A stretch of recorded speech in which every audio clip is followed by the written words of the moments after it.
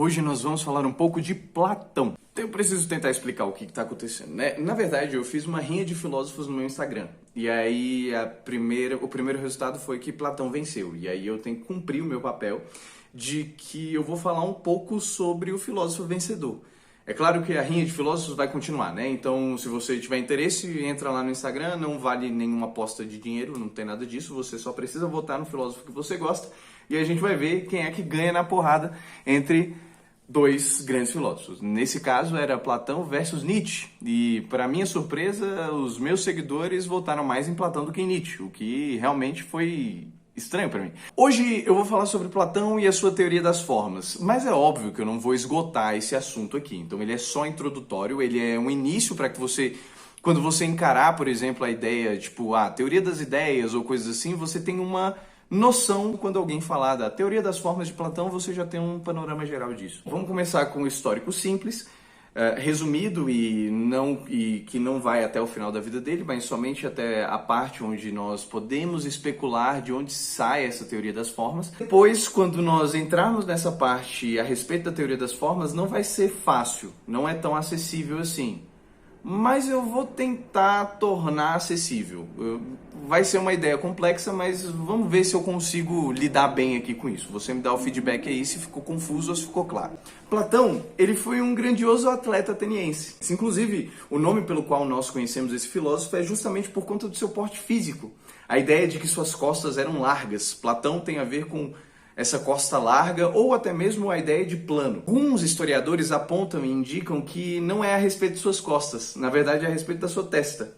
Só que, levando em consideração que ele foi um atleta que participou dos jogos istmicos, que eram jogos realizados em homenagem ao deus Poseidon, de 2 em 2 anos, ele participou como lutador. Então, é de se supor que sim, de fato, ele tivesse um físico diferente do que nós imaginamos que um filósofo deveria ter, né? Aquela pessoa de barba meio esquisita, que não toma muito sol. Ele nasceu em Atenas, mas alguns historiadores também podem dizer que ele nasceu na ilha de Egina, se eu não me engano. Egina, exatamente. Bom, sabe-se que ele era filho de uma família influente politicamente, dizendo, né? O seu pai se chamava Aristarco, ele era um homem rico, descendente de Codro, que foi o último rei de Atenas, e sua mãe, ela tinha na sua árvore genealógica, ou seja, na sua ascendência, tinha o Solon, que foi o grande legislador grego. A sua família tinha influências políticas muito fortes em Atenas. Só que, por mais que a família dele tivesse influências políticas muito fortes, ele não seguiu a carreira de político. Apesar de parecer que ele queria, sim, seguir uma carreira política. Afinal, como é tradição da família, então, em certa medida, parecia ser o caminho mais fácil. A questão é que ele se envolveu como atleta nos jogos istmicos e também ele tentou ser poeta trágico. Nas competições dionisíacas, né, teatrais, onde você tinha a decisão por Dionísio de qual seria a melhor peça, parece que Platão participou dessas competições também nos festivais de Dionísio. O problema é que não há nenhum registro de que ele venceu, ao contrário dos jogos istmicos, que sim, de fato, há registros de que ele foi um bom lutador. Diante da sua carreira de atleta e da sua carreira de escritor de tragédias gregas, parece que no momento em que ele encontra um carinha chamado Sócrates, ele se apaixona por essa coisa chamada filosofia. E é aqui que, digamos assim, Platão tem o seu coração ganho para a investigação do conhecimento. E aí a carreira política vai se tornando tão secundária ao ponto dele de fato abandonar. E principalmente por conta de dois baques. O primeiro, após a Guerra do Peloponeso, sobe ao poder os 30 tiranos de Atenas. As decisões deles eram bastante tirânicas, assim como o nome já sugere. Fora que, dentre os 30 tiranos, existiam dois, pelo menos dois, que eram parentes diretos de Platão, que eram os Critias e Cármides. Assim como entre os 30 tiranos, haviam amigos de Platão, amigos de sua família. Mas talvez o pior de todos os baques foi definitivamente a morte do seu mestre, Sócrates.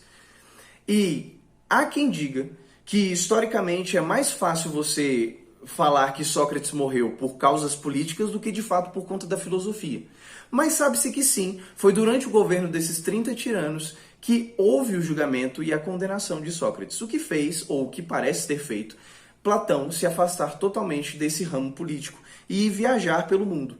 E ele não só viajou porque ele queria, ou porque ele tinha poder aquisitivo para isso, mas ele viajou porque o fato dele ser um discípulo direto de Sócrates e um discípulo que parecia ter uma longa carreira, isso fez com que ele também fosse um perseguido político. Então ele teve que fugir de Atenas.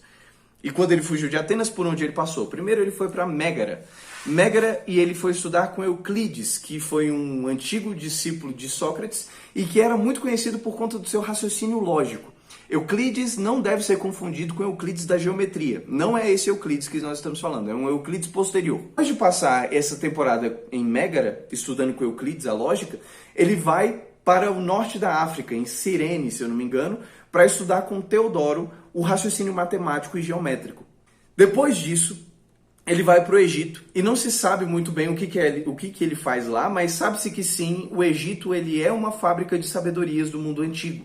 Tanto que, se você pegar, por exemplo, a visita da rainha africana de Sabá para o reino de Salomão, que é descrito no Velho Testamento lá da Bíblia, você compreende que a rainha de Sabá não estava visitando Salomão só para testar a sabedoria de Salomão, mas ela estava como se fosse dando o aval da África em relação à sabedoria de Salomão. Ou seja, a África, em alguma medida, ela era um centro de conhecimento ali naquele mundo antigo. E aí, Platão, por passar por Cirene, ele vai para o Egito, não se sabe bem o que ele faz lá, mas ele tem alguns estudos ali dentro. Depois disso, alguns historiadores chegam a especular que Platão chegou até chegar próximo do rio Ganges. Ou seja, lá na Índia, parece que Platão chegou nas suas viagens, mas isso parece ser improvável. Mas sabe-se que sim, pelo fato dele estar no Egito e ele ter passado por alguns pontos culturais, é possível que ele tenha tido contato com conhecimentos do Oriente, a partir da figura de persas, ou a partir de figura de seguidores de Buda e outras coisas assim. Durante esse período em que ele está retornando ao mundo grego, ele passa pelos seguidores de Pitágoras.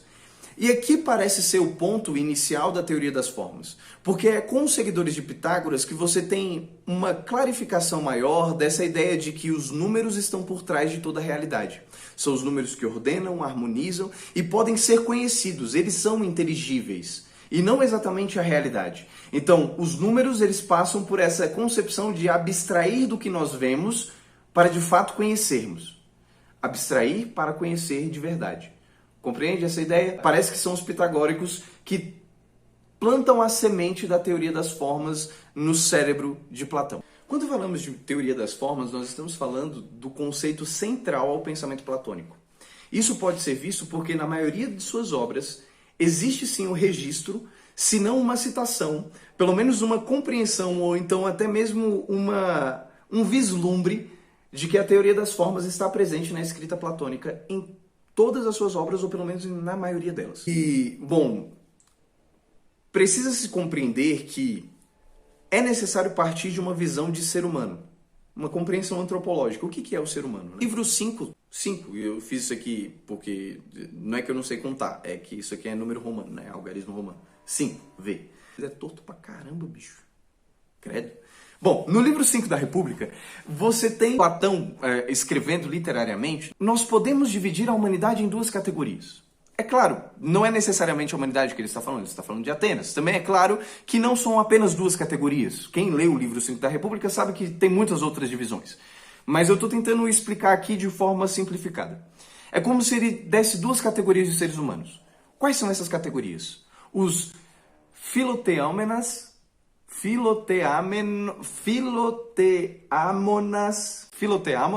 e os filósofos. O que são os filoteâmonas? Eles são amadores de espetáculos. Eles gostam de ver. E os filósofos, eles gostam de saber. Apesar de parecerem categorias antagônicas, e na verdade, na escrita da República elas são, ainda assim, elas parecem ser categorias mútuas. Ou seja, parece que o ser humano ele está envolto nessa categoria de que ele precisa ver e ele precisa conhecer. Alguns amam mais ver do que conhecer, outros amam conhecer mais do que ver. E essas categorias são antagônicas justamente por conta da teoria das formas, mas isso a gente chega mais pra frente para explicar isso direito. Os amadores de espetáculo, eles revelam que sim, na natureza humana, nós damos prioridade para aquilo que nós conseguimos ver. E isso, em alguma medida, é o que guia o raciocínio grego da ciência natural. É como se o tempo todo o ser humano estivesse à procura daquilo que vale a sua atenção. O que é que vale a minha atenção? O que é que realmente eu preciso ver e conhecer? E aqui nós precisamos remontar uma história antiga. Que história antiga é essa? Quando nós falamos da aurora, do início do pensamento do conhecimento científico, nós estamos falando de pessoas que buscaram, a partir dos elementos observáveis, ter um conhecimento seguro da realidade. Ou seja, eu queria evitar o erro, a dispersão, evitar as hesitações, evitar essa mudança que nós enxergamos o tempo todo. Como assim? Parece que o erro, a dispersão, a mudança são inimigas do conhecimento nesse primeiro momento. Porque se você parar para pensar que existe uma multiplicidade de coisas para nós conhecermos, essa multiplicidade de coisas atrapalha a nossa forma de interpretar o mundo. Porque se todas as coisas estão em mudança constante, se as coisas que nós vemos possuem mudança e essas mudanças são observáveis, existe um problema de eu conseguir categorizar o que essas coisas são. Porque essas coisas nunca são, elas sempre estão se transformando. Algo nunca é, mas algo sempre está em constante mudança. Essa mudança em filosofia nós chamamos de devir. As coisas estão em devir. O mundo é um devir constante. Ou seja, tudo vem a ser, nunca é. Só que o fato de eu observar o mundo e eu perceber que a realidade está sempre em transformação, isso impede que eu conheça de forma cabal qualquer coisa.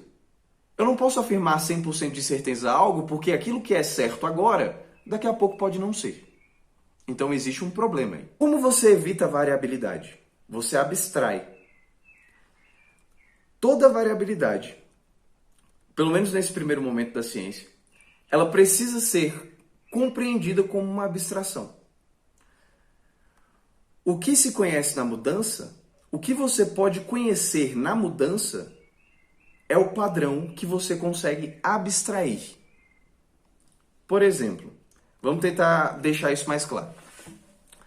Você nasceu do jeito que você é? Não, óbvio que não. A resposta é não. Se você disser que sim, você está mentindo. Você não nasceu do jeito que você é. Você não tem o mesmo tamanho do que você era. Você não tem a mesma capacidade física que você tinha. E ao mesmo tempo você não tem a mesma formação psicológica que você tinha há, 20 anos atrás, 10 anos atrás, 15 anos atrás. Você não tem isso. Você mudou. Isso é fato. Só que, em alguma medida, mesmo que a gente tenha mudado, algo permaneceu em nós. Esse algo que permanece, ainda assim permanece dentro dos parâmetros da mudança. Então, aquilo que eu chamo de eu é sempre um eu abstrato. Porque é um eu que ignora boa parte das mudanças que são sofridas ao longo de um dia, ou ao longo de uma década, ou ao longo de uma vida.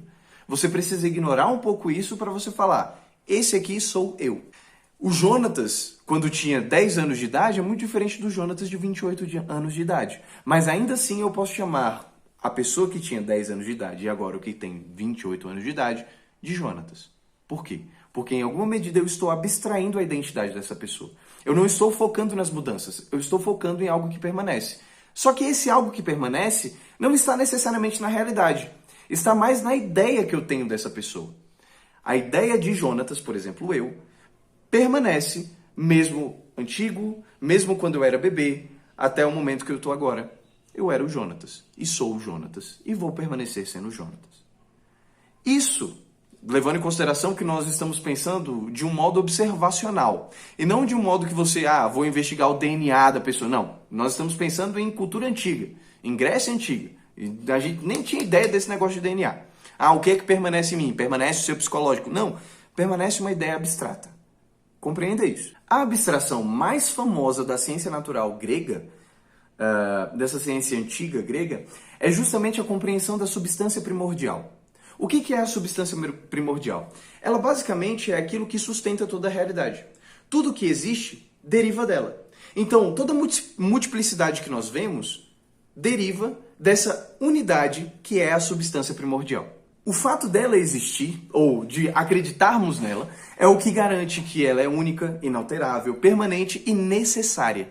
Tudo que deriva da substância, assim como eu, você, aquela porta que está ali atrás, aquele quadro, essa casa, tudo isso deriva dessa substância primordial. Logo, todas essas coisas que eu apontei, inclusive eu e você, somos mutáveis, nós alteramos, somos passageiros e contingentes. Nós poderíamos estar aqui como bem poderíamos não estar.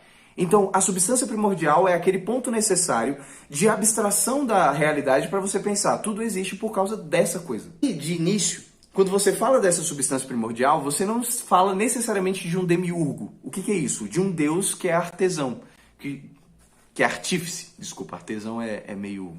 Que é artífice. Um deus que pega essa substância e vai criando as coisas conforme bem entende. Não, você não tem essa preocupação com o artífice, com o demiurgo, com o artista.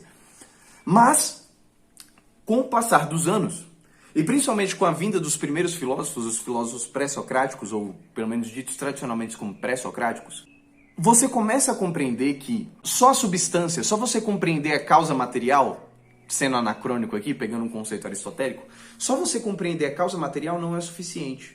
Parece que você necessita de algo mais. Tanto que filósofos como, por exemplo, Empédocles, ele cria a ideia de ódio e amizade. O que isso significa? É a forma como a substância primordial se comporta.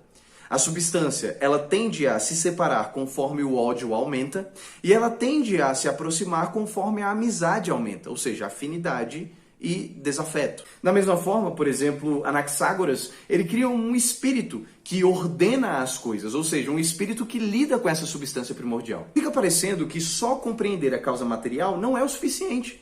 Você precisa de algo a mais. E aí é que entra o herói da nossa história. Platão, ele tenta responder a esse problema da substância primordial. Mas mais do que responder, ele tenta reformular essa compreensão da substância primordial. Ele reformula partindo de duas perguntas. A primeira, o que é o ser? A segunda, qual é, de maneira geral, a causa de toda geração e corrupção? Quando fala de geração e corrupção, tem uma mosca aqui. Quando fala de geração e corrupção, nós estamos falando da capacidade criativa e destrutiva que nós vemos no mundo. O mundo, as coisas são e não são. Elas aparecem e somem. Você, sei lá, você tem uma árvore, você queima, você corrompeu o ser daquela árvore, então ela é destruída. É aqui que Platão ele começa a formular a sua teoria das formas. Para encurtar uma conversa longa, a forma, ela é o ser verdadeiramente real. Então, o que é o ser? O ser é a forma. Segundo, a forma, ela é a causa de tudo aquilo que nós vemos no mundo do devir. Tudo que advém desse mundo é causado pelas formas. E aí você vai dizer, tá, mas o que é uma forma? A forma, primeiro, é uma coisa difícil de compreender porque ela é incorpórea e invisível. Você tem um grande ganho nesse sistema que Platão coloca, que é eu retiro a necessidade de encontrar na ordem material uma substância, o suporte para todas as outras. A substância primordial, nesse sentido, deixa de fazer qualquer diferença. Porque a verdade não está aqui. A substância, aquilo que ordena o mundo, não está aqui nesse momento. Não está. Onde é que ele está? Está nesse mundo das formas. Então, de uma só vez, Platão retira a realidade e a razão da matéria. Ou seja, aquilo que nós conseguimos ouvir, aquilo que nós conseguimos ouvir, conseguimos ver, conseguimos exprimir com as nossas palavras, o que você está vendo de mim, essa casa, tudo isso é imperfeito. E, por ser imperfeito, a verdade não reside aqui. Não reside naquilo que você está observando e ouvindo. Reside naquilo que você pode inteligir dessa forma. A forma inteligível é aquilo que você verdadeiramente pode conhecer. Essa forma inteligível, nada do que é visto no mundo, de fato, é compreensível. Nada do que é visto no mundo, de fato, é bom, bonito, belo, porque todas essas coisas, elas participam e são moldadas pelas formas. A forma, ela é um modelo de tudo aquilo que nós vemos. Mas ela não é só um modelo, ela também é a causa de tudo aquilo que nós vemos. Então, todas as coisas imitam ou participam das formas. Assim, as formas carregam o princípio da substância primordial. Todos os princípios dela ser inalterável, única, permanente e necessária. Só que aqui você pode inclusive fazer uma pergunta. Ok, calma aí, deixa eu entender. Todas as coisas que nós vemos possuem uma forma. Existe um correspondente aqui e o mundo das formas. Eu sou o Jonatas aqui nesse mundo do devir, e no mundo das formas existe o ser humano perfeito. O ser humano que é a forma dos seres humanos. Essa casa aqui é a casa do mundo do devir. E no mundo das formas existe uma casa perfeita, que seria a casa em si, o ser humano em si, o belo em si, coisas assim. Só que se existe uma forma para cada coisa que nós estamos experimentando neste mundo, então a forma não é única, mas ela é múltipla. Ela não é uma unidade, ela é uma dispersão. Voltamos à realidade. Existe um problema aqui, né? Se o problema inicial da ciência natural grega era que existia uma multiplicidade e você precisava encontrar a unidade dentro dessa multiplicidade, aqui o problema é o mesmo. Você criou agora uma multiplicidade de formas. Onde é que está a unidade? E aí vem o pulo do gato de Sócrates. E aí vem o pulo do gato de Platão. Todas as formas estão unidas à forma suprema. Que forma suprema é essa? A forma do bem. Essa forma do bem é a forma que une toda essa multiplicidade. Ela é essência e existência ao mesmo tempo. Ela é a suficiência, digamos assim. Todas as formas, no fim das contas, estão em busca desse bem. Tanto eu, quanto você, quanto essa casa, quanto os animais. No fim das contas, a finalidade de tudo é o bem. É o sumo bem, como diziam na Idade Média. Assim, quando nós saímos da ordem material, quando nós saímos dessa ordem natural, nós começamos a caminhar para uma esfera diferente. E que esfera diferente é essa? É uma esfera divina. Platão, como ele retira do mundo a realidade e a razão, a verdade não está mais aqui, então ele começa a transitar entre aquilo que nós vemos aqui no mundo do devir e o mundo daquilo que é permanente. Das coisas são permanentes. Esse mundo superior é um mundo que o próprio Platão descreve como divino. Onde é que você vê isso? Em Fédon e na própria República. Porque ele vai chamar as formas de divinas, imortais, inteligíveis. Às vezes ele chama de eternas. Ele está dando às formas uma categoria de deificação. Só que aí é muito difícil você separar isso de descrições teológicas, né? A descrição teológica está dada aí, né? Uma forma que é divina, imortal e inteligível. Você pode conhecer, você pode experimentar e ela está acima de você. Só que todo espetáculo, todo amador de espetáculos, ele está preso àquilo que não é a forma, àquilo que não é a ideia. Se ele está preso a essa coisa aqui, que é o espetáculo do mundo, todo espetáculo que ele vê é imperfeito, é menos belo. Não é o suficiente, porque tudo que nós vemos é uma imitação de algo perfeito. Só que aquilo que imita o que é perfeito não vira perfeito, mas é imperfeito. Ou seja, tudo que nós vemos é uma imitação imperfeita daquilo que é perfeito. O original e perfeito está nas formas. E como é que nós alcançamos essas formas? Por meio da filosofia, por meio da inteligibilidade, do raciocínio. E não daquilo que nós vemos, mas daquilo que nós conhecemos. Assim, tudo que nós temos no mundo do devir, que é esse mundo material que nós vivemos, só pode gerar em nós opiniões, porque as opiniões são imitações do que pode vir a ser um conhecimento. Ao contrário das formas, porque se nós conhecemos as formas, é lá onde nós de fato vamos produzir ciência e conhecimento. Isso de acordo com Platão. E aí, a gente precisa recapitular algumas coisas antes de chegarmos até o fim. Que coisas são essas? Primeiro, compreenda com clareza de que as formas aqui são a verdade e a realidade. As formas são reais e verdadeiras por si mesmas.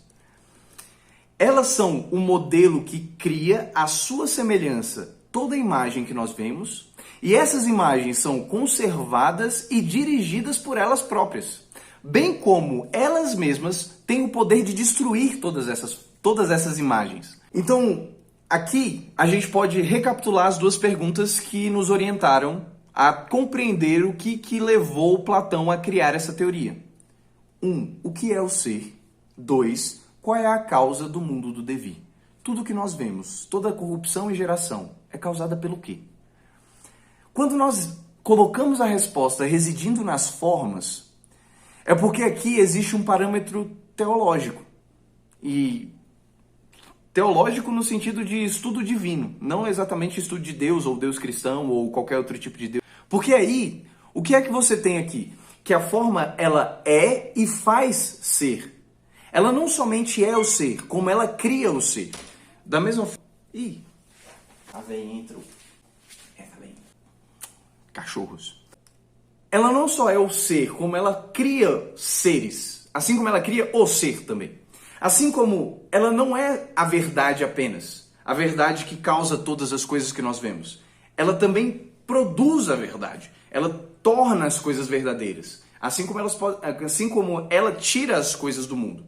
Assim, o problema da substância primordial é renovado, para deixar muito claro aqui, não como a ciência natural que deve responder à questão a respeito da origem das coisas, mas como uma ciência religiosa que investiga a respeito da origem das coisas. E aqui, a ideia de ser uma ciência religiosa é porque só as religiões, de fato, vão lidar com as formas. Ao contrário da ciência, porque a ciência ela vai lidar com aquilo que está no mundo material. E aí, é aqui que não é mais a respeito de conhecer, mas agora também é a respeito de se tornar como.